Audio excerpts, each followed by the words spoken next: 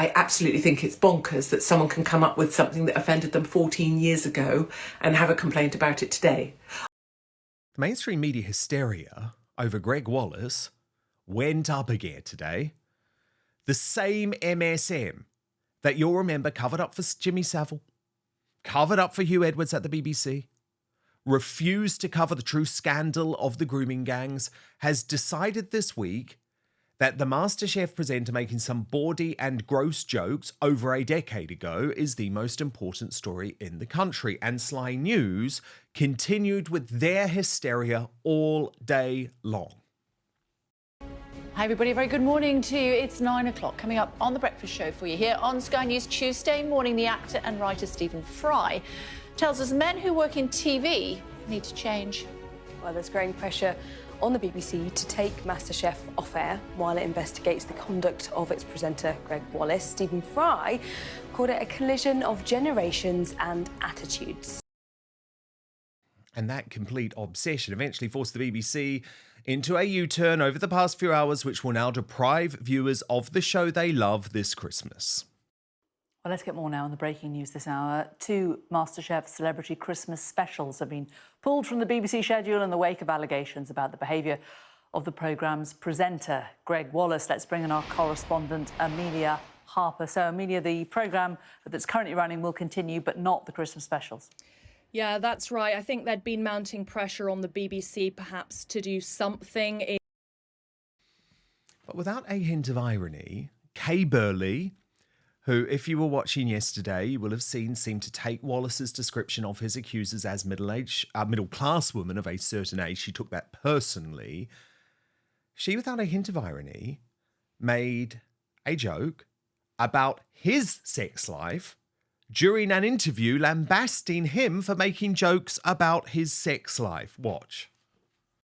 You feel that you look like the killjoy and the prude, but actually that's not what you are.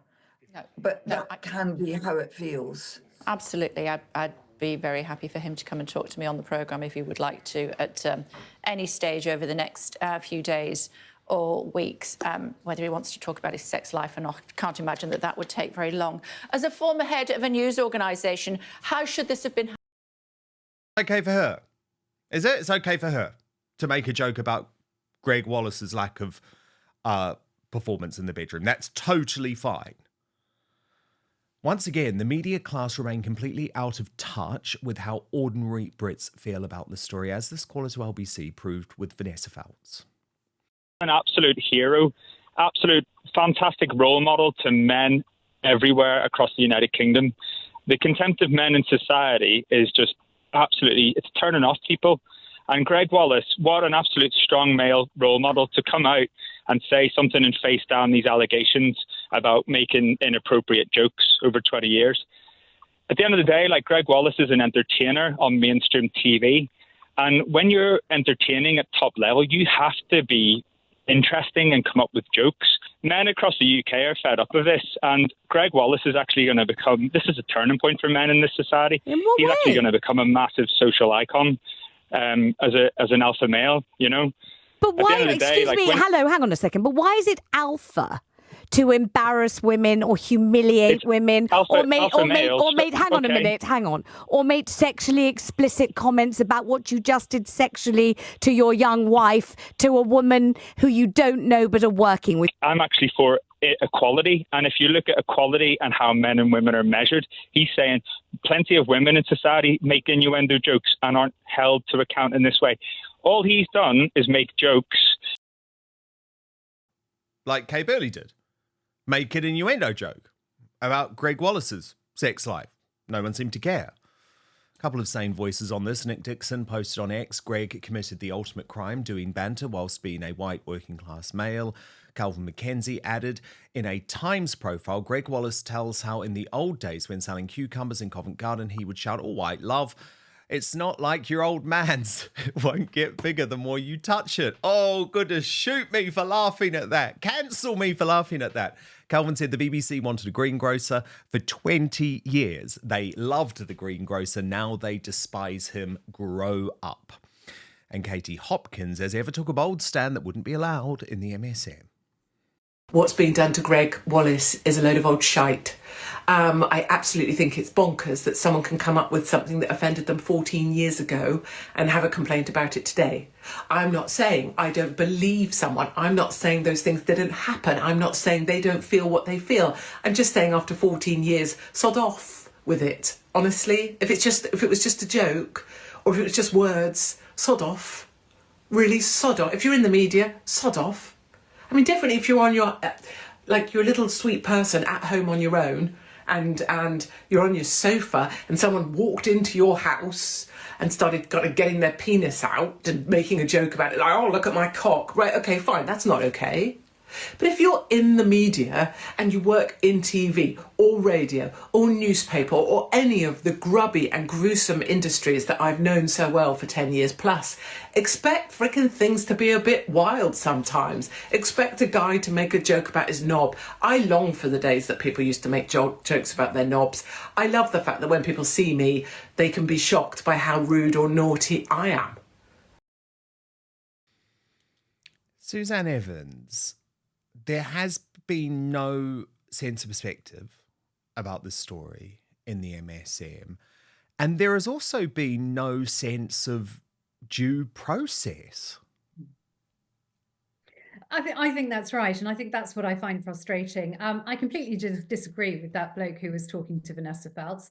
I think if what Gregg Wallace is alleged to have done is true, I think he's bang out of order. I don't think there's any excuse for it, I'll be honest.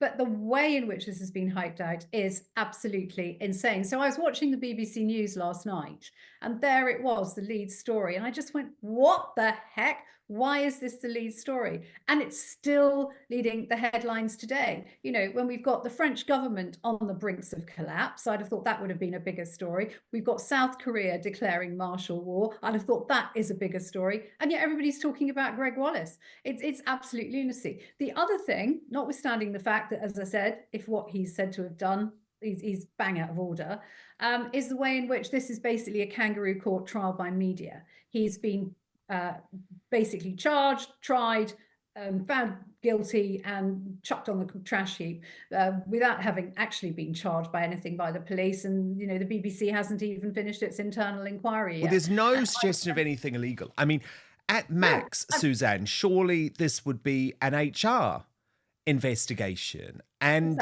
you know, perhaps a slap on the wrist. But that is not how it's being covered. He is getting more scorn from the elite in the media class than Hugh Edwards ever did, which I find completely baffling. Now, in terms of the LBC call-up, I think what he was referring to was not the jokes that Gregg Wallace made, but instead his response to the jokes. So, Suzanne, let's watch this now, and I'll get you to respond off the back. And apparently now, I'm reading in the paper, there's been 13 complaints in that time. Now, in the newspaper, I can see the complaints coming from a handful of middle-class women of a certain age just from Celebrity Masterchef. This isn't right. Now, that's what the caller was referring to, Suzanne, because if you look at the people like Asma Mayer and Dorothy Byrne, who was there with Kay Burley and Kirsty Walk and Emma Kennedy, they do all come from that particular demographic group. Was it really offensive for him to point that out? Yeah, absolutely. Speaking as a middle-class, middle-aged woman of a certain age, it was ridiculous. I mean, I don't know how he came to make that statement, whether he took advice or whether he just did it off his own bat. But it was absolutely not the way to respond to those kind of allegations. It was a classic PR failure, if ever I saw one. Now, Kay Burley was absolutely out of order too, no doubt about it. What she said was bang out wrong. That also, I think, breaches every rule of independent broadcast journalism. She should not have said that, absolutely not. But Gregg Wallace's response, I mean, I'm sorry, what an idiot he was to say something like that. And I think that actually proves, probably, if nothing else, that he has no idea how he comes across to people or how he is seen. However, I also think the BBC now stopping those MasterChef Christmas specials is, again, ludicrous. Like you said, he's not been charged with anything. He's not been tried. He's not been found guilty of anything. And I really feel for the contestants who are now not going to see those programmes go out. I feel really sorry for them. It's awful. And what about the people who want to see the conclusion of their favourite show? Not to mention the fact, by the way, that we have paid for these shows. We have paid for them out of our licence fee payers' money. Nicholas Lissac, so as a young man, where do you stand on Gregg Wallace? Well, I may as well make it abundantly clear. I do not like Gregg Wallace, and I will refer to him with one G rather than two. I think he is a bit of a prat. I don't like him, partially because I remember he had an interaction on Twitter with a bloke who was doing a charity bike race for cancer. And because the bloke got his name wrong, Greg refused to promote it and instead responded, Greg, with one G. Who's that? So I don't really like him, but I will admit that this is completely ridiculous. I can't believe this is the #1 story. There is so much going on in the world. There's so much insane stuff happening, and yet, for some reason, the political establishment in this country are hell-bent on dragging Gregg Wallace through the mud. It makes no sense, in my opinion. Yes, he said some rather silly comments. So what? Who cares? It was over a 20-year period. I certainly don't care. I am infinitely more interested in Russia, Ukraine, Israel, Palestine, the situation in South Korea, the terrible budget and the impact it's going to have on families, the winter fuel cuts and how many elderly people are going to freeze to death over that. I quite frankly couldn't care less about Gregg Wallace's comments. I don't like the guy, but you know what? This is absolutely beyond ridiculous, completely ridiculous. And no, I don't view Gregg Wallace as a future alpha male Andrew Tate type of figure. Just because they're both bald doesn't mean that, you know, he's going to be as big as Andrew Tate. He's going to have a fleece of 20 Bugattis and prison time in Romania. But yeah, no, I just go ahead. Well, unfortunately, he then U-turned anyway, and he did what I describe as the hostage video apology. This isn't what he thinks. It isn't what he believes. He has the gun to his head. Probably his PR or his agent say, you've got to issue this apology, and here's what he said. But first, you know how often I talk about the need for free speech to be protected, but I've been increasingly thinking of the need for personal protection from snoopers, bad actors, and hackers online. And I'm delighted to tell you, I've now found the fail-safe solution. But what's more, this VPN, or virtual private network to use the full term, is also a life changer when it comes to providing you entertainment and information from anywhere in the world, wherever you are. So let me introduce you to Surfshark, an incredible and easy to use service that encrypts all your internet traffic, meaning your online activity stays safe so you can shop, stream, browse, and conduct your banking online in complete privacy. But the benefits of Surfshark go way beyond keeping you safe online. It allows you to access your favorite entertainment and news shows and channels, including to streaming services like Hulu, iPlayer, HBO Max, and Peacock. Or if your favorite show is blocked on one of your existing services, like Survivor, for me here in the UK on Netflix, but it could also be on Amazon Prime or Disney Plus, within seconds you can be watching as if you're in another country. If you're traveling for work or on holiday, you can also get all your favorite content from home, including sports. And also, this is an insurance policy against creeping censorship in many countries. For example, France has blocked Rumble for many months now. No issues if you've got Surfshark. You can watch anything, anytime, anywhere. It is true freedom. A VPN can save you money too, because you can get the best deals from websites that change their prices depending on where you're buying them from. And there are other benefits too. You can use Surfshark on unlimited devices. As you can see, I've got a few here on my computer, or your entire family can stay safe with just one subscription. And with over 3,200 servers in 100 countries, there is a world of choice at your fingertips. And if this is your first time using a VPN, there is 24/7 customer service available to you. So if you go to right now, surfshark.com/outspoken, you get an extra 4 months of Surfshark at an unbeatable price. What's more, Surfshark so confident they're the best VPN in the world that you can give it a try for a full 30 days. And if you're not entirely satisfied, you will get your money back. So go to surfshark.com/outspoken for an extra 4 months of Surfshark at an unbeatable price, just click on the link in the description box below. But now, back to the show. I want to apologise for any offence that I caused with my post yesterday and any upset I may have caused to a lot of people. I wasn't in a good headspace when I posted it. I've been under a huge amount of stress, a lot of emotion. I felt very alone, under siege yesterday when I posted it. It's obvious to me I need to take some time out now while this investigation is underway. I hope you understand, and I do hope that you will accept this apology.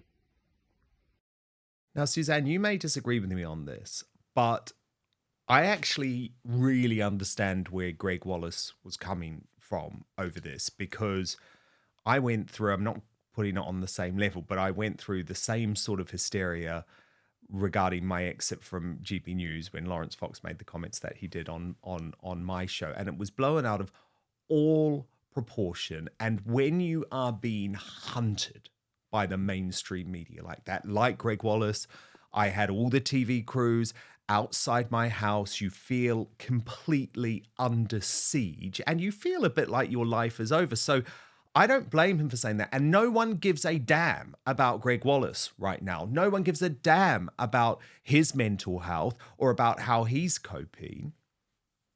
No, I think that's right. And it goes back to what I said earlier. This is a kangaroo court trial by media, and it's absolutely wrong. You know, we have I know this isn't a criminal matter, but we have a sound principle in this country that you are innocent until you're proven guilty. And I think that should apply not just in the courtroom when things are a police matter, but generally as a principle. And I'm increasingly concerned on a daily basis that this principle is being eroded away, and that would be devastating. It is vital that we keep that principle absolutely sacrosanct. And I'm afraid Gregg Wallace, like you, Dan, one of its victims. Rightly or wrongly, and like Nicholas, I've never been a great fan of Gregg Wallace, but he doesn't deserve this. Well, I don't watch the shows, to be honest. I once appeared on the show, it wasn't aired, but I was doing a feature for the Daily Mail. And so he was perfectly polite to me, but I don't actually think there were any women in the room. But it is just worth pointing out, for full transparency, BBC News are on this story, and breaking right now, they report that Masterchef presenter Gregg Wallace is facing fresh allegations of inappropriate sexual behaviour. One woman says he touched her bottom at an event, and another says he pressed his crotch against her while filming on a different show. His lawyers have strongly denied he engages in behaviour of a sexually harassing nature. So, well, that is potentially criminal, isn't it? Yeah, and that's assault.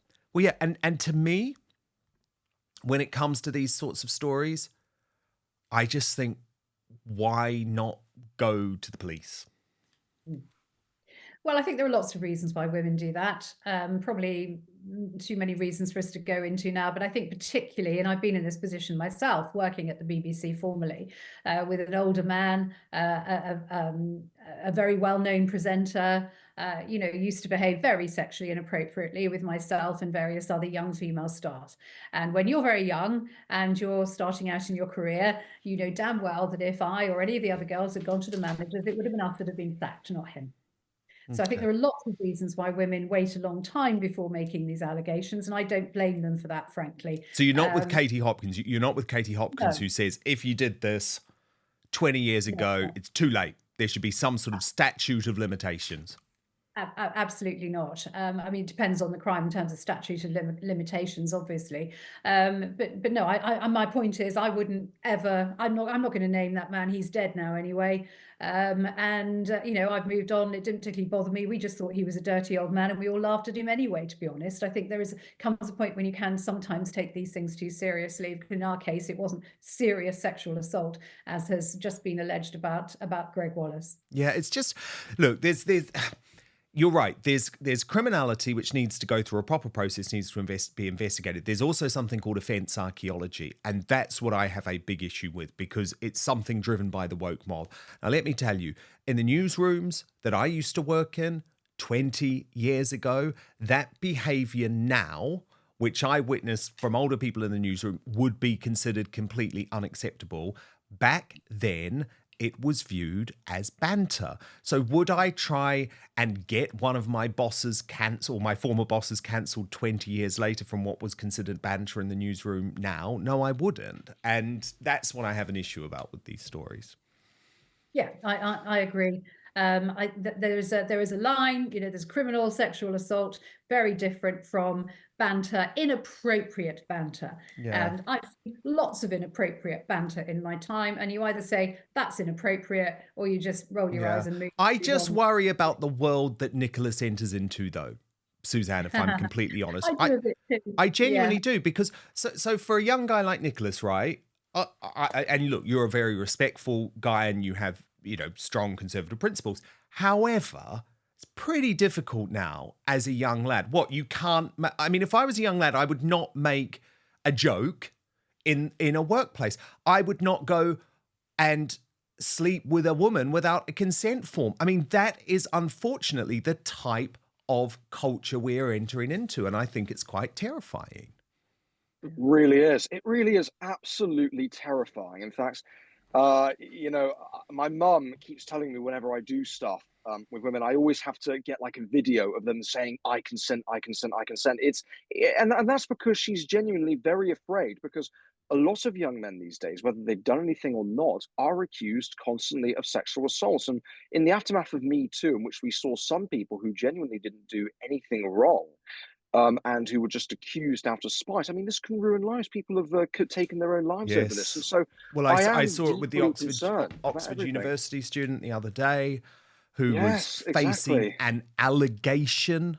He was completely ostracized by all of the students. He took his own life. So, look, I think having tasted a little bit of this, I come at it from a bit of a different perspective.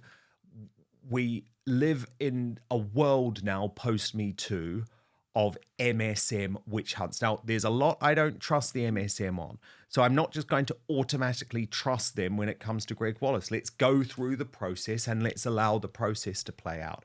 But wow, we've covered it all today, guys. What an absolutely fabulous superstar panel. Suzanne Evans, a good friend of mine, conservative commentator, former deputy chairman of the UKIP party, and Nicholas Lysak, young Reform UK supporter. Thank you both so much, and we'll speak very soon.